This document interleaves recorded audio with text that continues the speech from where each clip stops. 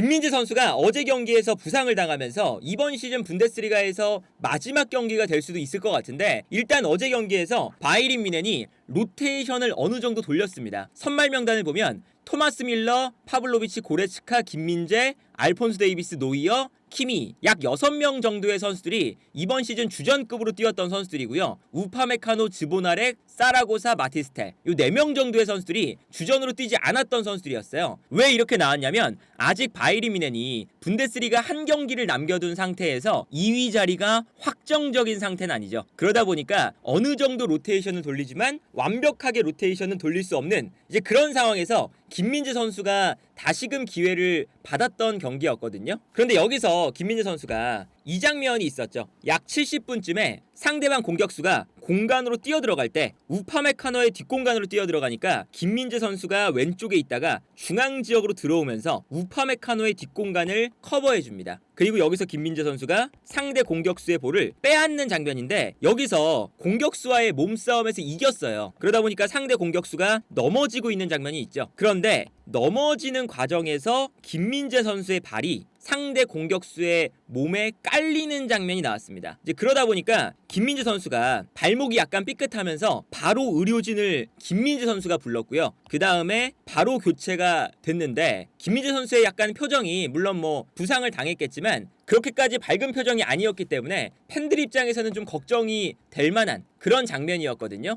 그런데 이제 오늘 경기가 끝나고 나서 이제 어떤 이야기가 나왔냐면, 투엘 감독이 김민재 선수의 부상에 대해서 발목을 삐어서 교체를 했다. 그리고 김민재 선수의 부상 정도를 확인할 예정이다 라고 했고요. 그리고 바로 경기가 끝난 다음에 빌트지의 보도에 따르면 김민재 선수가 볼프스부르크전에서 왼발에 경미한 발목 부상을 입었다. 큰 부상은 아닌 것 같아요. 그렇기 때문에 6월 6일에 있는 우리 국가대표팀 경기는 크게 무리가 없을 것 같은데, 아마도 다음 주에 있는 분데스리가 마지막 라운드 경기는 굳이 김민재 선수를 무리할 필요가 없다 보니까 일단 센터백이 더리우트, 다이어, 우파메카노 많은 상태잖아요. 그렇기 때문에 아마 김민재 선수가 어제 경기가 이번 시즌 바이에른 뮌헨에서는 마지막 경기가 되지 않았나 싶어요. 그러다 보니까 어제 경기가 끝나고 나서도 투엘 감독에게 특별하게 김민재 선수의 이번 시즌을 평가해달라 라는 질문이 들어갔습니다. 그리고 투엘 감독도 이런 인터뷰를 했어요. 전반적으로 김민재와 이번 시즌 함께해서 너무나 기뻤다. 안타깝게도 레알 마드리드와의 경기에서 실수를 한 부분도 있었지만 이번 시즌 전반적으로 봤을 때 믿을 수 없을 정도로 믿음직한 플레이들을 보여줬었다. 매 경기 뛸 수 있는 선수였고 아시안컵까지 다녀왔음에도 불구하고 어떤 휴식도 필요하지 않았다. 그리고 현재 김민재의 문제는 커리어에서 안 좋은 시기를 약간 보내고 있는 모든 선수에게 발생하는 그런 상황에도 불구하고 김민재는 훌륭하게 이번 시즌에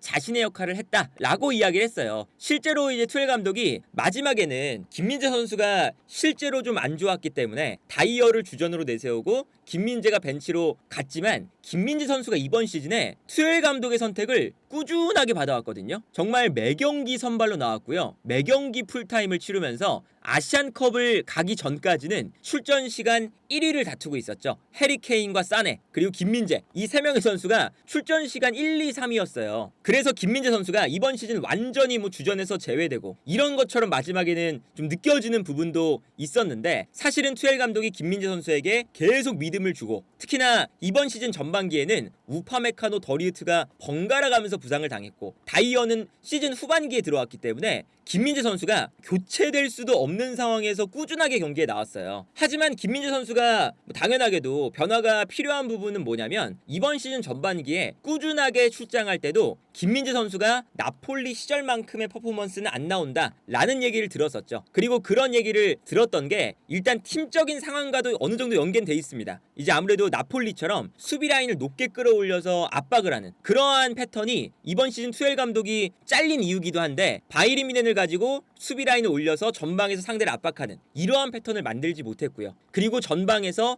턴오버가 너무 많이 나왔죠. 이거는 투엘 감독이 전술적으로 실수를 많이 한 건데, 그러다 보니까 김민재의 튀어나가는 방식, 김민재의 공격적인 수비 방식이 오히려 뒷공간을 허용한다는 단점을 발생하게 만드는 이러한 결과로 좀 이어질 때가 있었습니다. 전반기에 김민재 선수가 심지어 괜찮은 활약을 펼칠 때도 그랬었죠. 물론 전반기에 김민재 선수가 그렇다고 해서 엄청나게 불안한 건 아니었어요. 기록을 보셔도 김민재 선수가 뭐 예를 들면 7대0, 3대0, 8대0, 4대0 막 이렇게 대량 득점을 할 때도 실점 없이 클린시트로 끝나는 경기들이 많았었거든요. 그렇기 때문에 뭐 엄청나게 불안하다 그 정도는 아니었지만 어쨌든 나폴리 시절만큼의 퍼포먼스가 안 나온 것도 사실입니다. 그리고 이게 뭐 나폴리랑 바이에른 뮌헨의 차이, B클럽에서는 이렇게 튀어나가는 수비를 하면 안 된다. 그런 것도 반은 맞고 반은 틀린 얘기입니다. 어떤 거냐면 그냥 바이에른 뮌헨이라는 팀이 이번 시즌에 올라가서 하는 축구를 잘 못했기 때문에 발생하는 문제에 가까워요. 사실 바이에른 뮌헨의 퍼포먼스보다 클린시트가 적은 팀이에요. 지난 시즌에도 클린시트가 몇 경기 안 되거든요. 그래서 김민재를 우파메카노와 더리트가 있는데 영입했던 이유가 라인을 올려서 경기를 하는데 라인을 올린 만큼의 퍼포먼스가 안 나오다 보니까 수비가 불안해지고 그래서 더리트와 우파메카노가 지난 시즌에 비판을 많이 받았었습니다. 그래서 김민재가 영입이 된 거거든요. 근데 또 몇 시즌 전에 플릭 감독이 트랩을 할 때는 바이에른 뮌헨이 라인을 끌어올려서 전방에서 상대를 숨 쉴 틈 없이 압박을 하면서 트래블을 이룩한 그런 시즌도 있었죠. 이제 그렇기 때문에 뭐 바이에른 뮌헨이라고 해서 B클럽이니까 안정적인 플레이가 더 중요하다라고 이제 얘기가 나오는 것들은 너무 단편적인 것만 보는 것에 불과하다. 그렇기 때문에 다음 시즌 감독을 이제 플릭 감독이라던가 이제 그 전에 노렸던 알론소, 뭐 데제르비 등등등 공격적인 감독들을 기본적으로 바이에른 뮌헨이 노리고 있죠. 그리고 투엘 감독이 시즌 막판에는 약간 내려서는 전략으로 성적을 챔피언스리그에서 만들어냈는데 그러한 성향을 바이에른 뮌헨의 보드진이 좋아하지 않고 그리고 그러한 성향이 지속된다면 바이에른 뮌헨 입장에서는 상대가 라인을 뒤로 물러나는데 우리가 물러나서 싸우면 안 되는 거잖아요. 바이에른 뮌헨은 우승을 노리는 팀인데 그래서 투엘 감독과의 이제 계약을 상호 합의하에 해지한 이유가 그러한 지점에 있어요. 그런데 그럼에도 불구하고 김민재 선수가 어느 정도 앞에서 압박을 하는 축구가 안 되는 팀에 있을 때도 팀에 맞게 본인이 녹아들어야 되는 측면도 있는 거죠. 그래서 전반기에 투엘 감독이 전방 압박을 하는 그러한 전술이 안 통하니까 조금씩 내려가기 시작했는데 내려가는 축구를 할 때도 김민재 선수는 튀어 올라가는 성향을 계속 보여주다 보니까 이게 시즌 막판으로 갈수록 안 맞았던 거고 그러다 보니까 김민재 선수가 개인적인 폼도 좀 떨어져 있었지만 팀의 전술적인 측면에도 어울리지 않는 그러한 선수가 되어버렸던 그래서 이제 시즌 후반기가 좀 아쉽게 끝나버린 감이 있어요. 그래서 김민재 선수도 아마 이제 본인의 부족한 부분들을 지금까지는 이제 유럽으로 건너온 다음에 페네르바체 대성공, 나폴리 대성공, 성공가도만 달리다가 지금 바이에른 뮌헨이라는 더 이상 올라갈 수 없는 클럽까지 왔는데 여기서는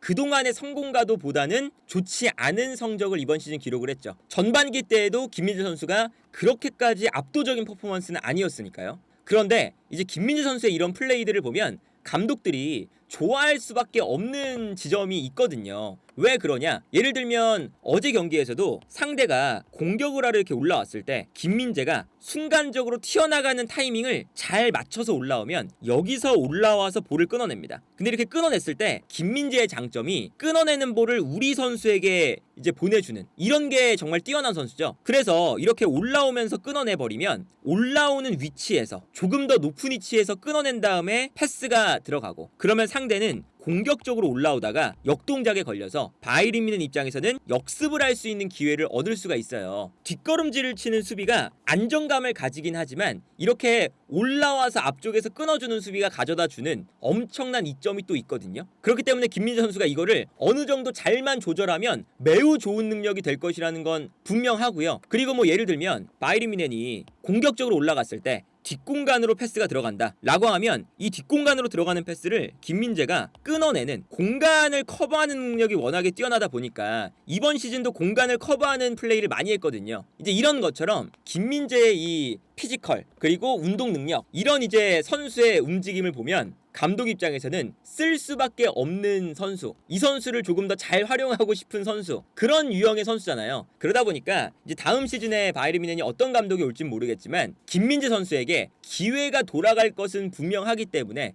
김민재 선수도 이번 시즌을 잘 복귀를 해서 다음 시즌 더 좋은 선수로 돌아오는 그러한 이제 시간이 됐으면 좋겠고, 그리고 최근에 이제 김민재 선수가 뭐 바이에른 뮌헨을 다음 시즌에 떠난다, 이제 레버쿠젠의 요나단 타를 영입하면서 수비 라인에 보강을 하고 여기서 수비수 중에 한 명이 떠날 것이다, 그게 김민재와 우파메카노 둘 중에 한 명이다 라고 얘기가 나오는데, 이거는 아마 우파메카노가 될 가능성이 높습니다. 우파메카노가 이번 시즌이 끝나면 계약 기간이 2년 남아요. 그러다 보니까 이제 우파메카노를 떠나보내려면 이번 시즌 떠나보내야 되고요. 그리고 우파메카노를 떠나보내야 된다는 얘기는 우파메카노가 이제 바이에른 뮌헨으로 넘어온 다음에 우파메카노의 이 운동 능력은 좋으나 중요한 경기에서 미스가 나오는, 이번 시즌 김민재 선수 같은 문제였죠. 중요한 경기 때마다 우파메카노는 실수를 많이 하면서, 우파메카노도 김민재랑 비슷한 성향이거든요. 피지컬적으로 올라가서 끊어주고 공격적인 움직임을 가져가고, 그런데 그런 움직임이 고쳐지질 않았기 때문에 매 시즌 우파메카노가 기대만큼 못하니까 김민재 영입하고, 우파메카노가 기대만큼 못하니까 또 누굴 영입하고, 이게 반복이 됐었어요. 그래서 아마도 다음 시즌에 김민재 선수보다 우파메카노가 나갈 가능성이 매우 높다. 그리고 김민재 선수는 계약 기간이 일단 많이 남아있기 때문에 김민재를 내보내기도 바이에른 뮌헨은 어려운 상태고요. 이제 그러다 보니까 김민재 선수도 이제 우파메카노처럼 본인의 문제가 개선이 되지 않으면서 이제 우파메카노처럼 나중에는 이제 방출 명단에 오르는 그런 선수가 될 수도 있으니까, 김민재 선수는 2028년까지 현재 4년 계약이 남은 상태거든요. 이런 상황에서 김민재 선수가 본인의 단점을 잘 고쳐서 다음 시즌에 나오길 기대해 보고요. 정말 바이에른 뮌헨은 세계 최고의 이 팀이기 때문에 이번 시즌 김민재 선수가 약간 좋지 않은 흐름으로 마지막을 마무리하긴 했지만, 어쨌든 중앙 수비수가, 그리고 이제 아시아의 선수가 바이에른 뮌헨이라는 이 압도적인 클럽에 이번 시즌 주전급 자원으로 뛰었다라는 건 아시아 무대에서도 정말 처음 있는 일이기 때문에, 이번 시즌 김민재 선수 경기를 보는 것이 신기한 경험을 우리가 또 하고 있는 거잖아요. 다음 시즌에는 더 이제 김민재 선수가 바이에른 뮌헨에서 압도적인 성적을 또 거두는 그런 모습도 기대해보면 좋지 않을까 싶네요.